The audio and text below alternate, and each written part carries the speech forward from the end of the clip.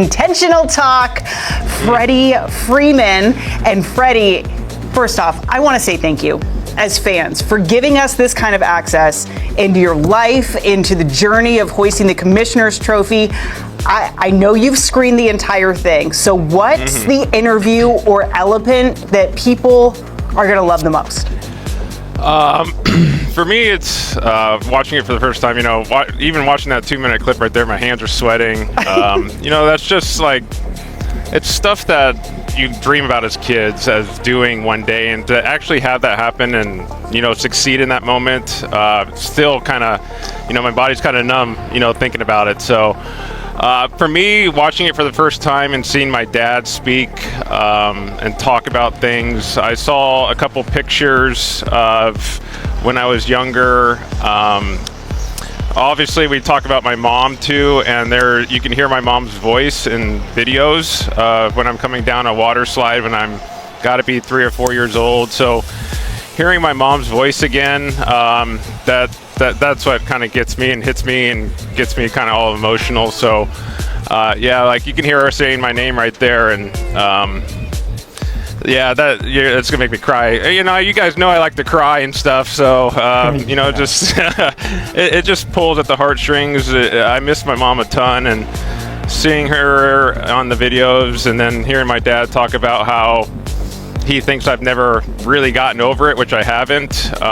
You know, it's sad, but then it's also kind of inspiring that there's so many different routes and roads you can take in life, and so many hardships that happen, and you're still able to, you know, get through it. And see my dad get through it, raise 3 boys as a single dad, mourn the loss of his wife, and just keep going. So hopefully it's an inspiration to a lot of people that have lost a parent as a young kid, that they're, you know, that you can still find the right path and succeed in life.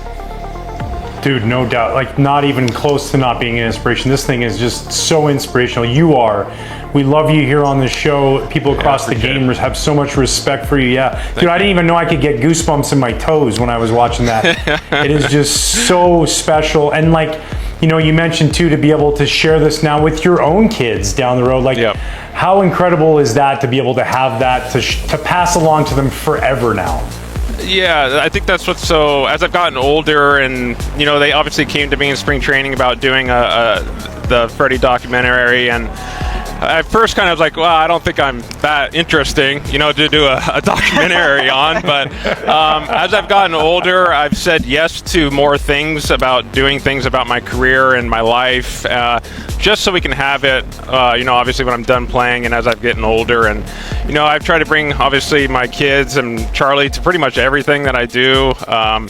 And, you know, he's right at home. He's actually, you can see a reaction in the World Series in that documentary about him when I got the hit in Game 5. His hands are up and he's going like this in the stands. So, you know, it's just really cool. And, you know, just to have kids of my own now, 3 boys, just like my mom and dad had 3 boys growing up. So things have kind of come full circle. And just you know, I talk about Mama Rosemary in heaven all the time, and, you know, just trying to let them know about my mom and how special she was to me. And even though they won't get to meet her one day, they will in heaven one day. So just trying to keep my mom's name alive. I think we're doing a pretty good job right now. So, you know, if we could talk about Rosemary some more, I think we're doing a great job. Yeah, you got that right. You're doing a great job of that, dude. And you talk about your kids and Charlie, and he's thrown out now 4 first pitches, okay? And we want to walk these through. This is always on Freddie Freeman bobblehead night too. Yeah. So we got 4 different first pitches. If you could pick one, is there a favorite, or what was his best first pitch? I think it's probably be 2024. Actually, he threw a perfect strike. A seed from all the way back too. Yeah, 2022. He was so nervous, you just didn't want to bounce it, so that's why he just threw it as high as he could and as far as he could. 2023, he said he slipped, and that's why he bounced it. 2024. Yeah, 2024, he threw a perfect strike, and then last year he just short hopped me, and he said he slipped again. So I get it. You know, regular shoes on a slope of dirt, you're gonna get a little slippery. So he obviously talks about the perfect strike he threw all the time. Freddie, you were named to your 9th All-Star team, starting first baseman for the National League, which is so awesome. And you get to go back to Atlanta to do it, which is a place that holds a special place in your heart.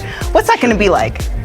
I've tried to think about it the last few days ever since I got named. Obviously, the last 4 years that I've gone back, the fans, have embraced me coming back and giving me ovations every single time. So, for me, it's the Braves drafted me, gave me the opportunity to play professional baseball, let me come to the big leagues at 20 years old, and then ultimately we were able to bring a World Series championship back to Atlanta in 2021. So it's a special, special place. I spent 12 years in the big leagues there. It's always going to be special to me. So going back to the All-Star game and starting there in front of those fans that watched me grow up pretty much as a kid to an adult, it's going to be special. I got a lot of family coming in for that. So we're all really looking forward to Tuesday. Hey, Freddie, last year we had a chance to be around you guys, me and Sierra, at the World Series in New York.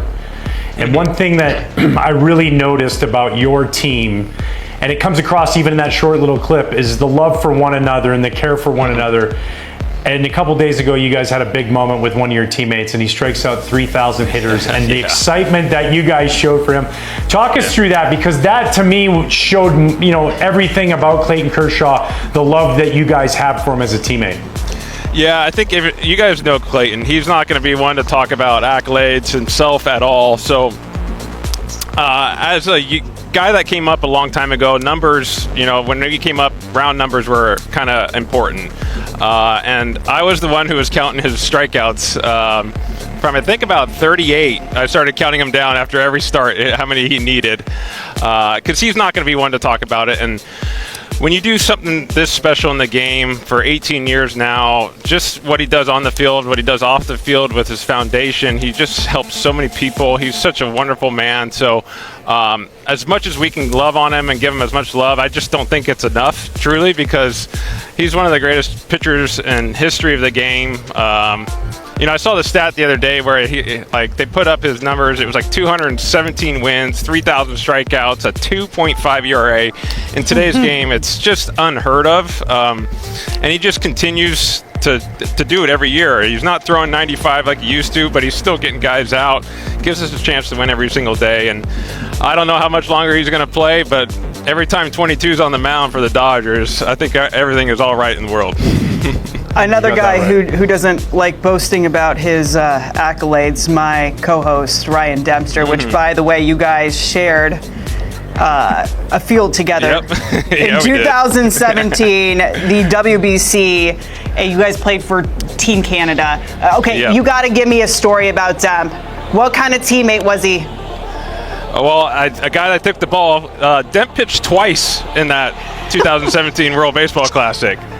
Like game 1 and 3, right, Ryan? Like against the Dominican and the United States. Game 3, but I couldn't say no. I mean, can you imagine just starting both games with like a day off? I faced Ryan during our career. He got the best of me a lot. So it was just fun. It's just those are the kind of things like all-star games and WBCs and things of that nature where you get to play with guys that you wouldn't technically get to play with throughout the course of your career. You get to hang out off the field together, ride buses together. So, it's fun. It's really cool to be able to share fields with players that you wouldn't technically do, and got to do that with Ryan in 2017.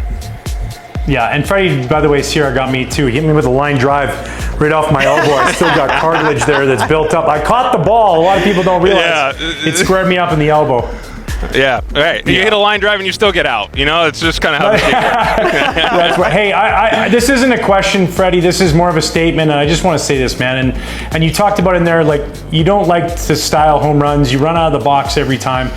As a fan, as somebody who watches countless games all year long, as somebody who respects you, I appreciate so much, and I know we all do here. Kevin does so much. You're his favorite player in the game. The way you play the game, the way you grind through injuries if you have to, like you did last year, and we know there's other things that go on that nobody's privy to. The way you prepare for the big moments and how you handle yourself on here, off the field, on the field, in the clubhouse.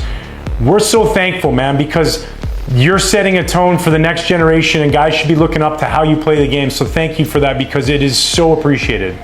Thank you, Ryan. Gives me chills hearing those kind of words. I just try to play the game. The game's given so much to me and my family over my life, so I try to treat the game the right way, play it the right way. I don't have that many years left. Unfortunately, I'm getting up there in age, but I love this game so much. I try to play it. There's so many kids that are coming out here to watch you play. You don't know if that's their only game that they're going to be able to come to that year, so just try to give it your all. And I don't run as fast anymore, Ryan, so it takes a little bit longer to get down to first base these days, but you just try to give everything you got every day because, like you said, the next generation, hopefully we can leave it in some good hands. Freddie, you know what I'm not thankful for? You couldn't see me, but you made me cry just now during that interview. Don't worry, I cry all the time. It's fine. Okay, thank you so much for coming on. No. We can't wait to watch the doc, and Thank you. We're going to see you in Atlanta. I can't wait. See you guys next week. Can't wait, man. Appreciate you, dude, so much. Yeah, I appreciate it. Thank you, guys. Yep, you too. Dodgers next. The Dodgers can't be ruled out for anybody. And when we take a look at the bullpen, this isn't really just the Dodgers being the Dodgers and getting more than they need and the rich getting richer and all of that. No, the Dodgers actually need Emanuel Clase. They need a lights-out reliever. You add him into the situation, he becomes the closer. Tanner Scott goes in the 8th. You have Kirby Yates going in at other high-leverage situations. And then from there, there's the Dodgers are at an interesting spot with their bullpen right now. So Emanuel Clase would be a major boost for this unit. What's it going to take to get him? So we're doing 2 pieces. We could get it done in 1, but we're not going to do that. It's not going to be a Dalton Rushing and we're done. It's not going to be an Alex Freeland and we're done. We do have to send something good, though. And we are going to send Jackson Ferris, the number 4 prospect in the Dodgers system, 21 years old, and Samuel Sanchez, the number 25 prospect in the system, another pitcher, right-handed pitcher, 19 years old.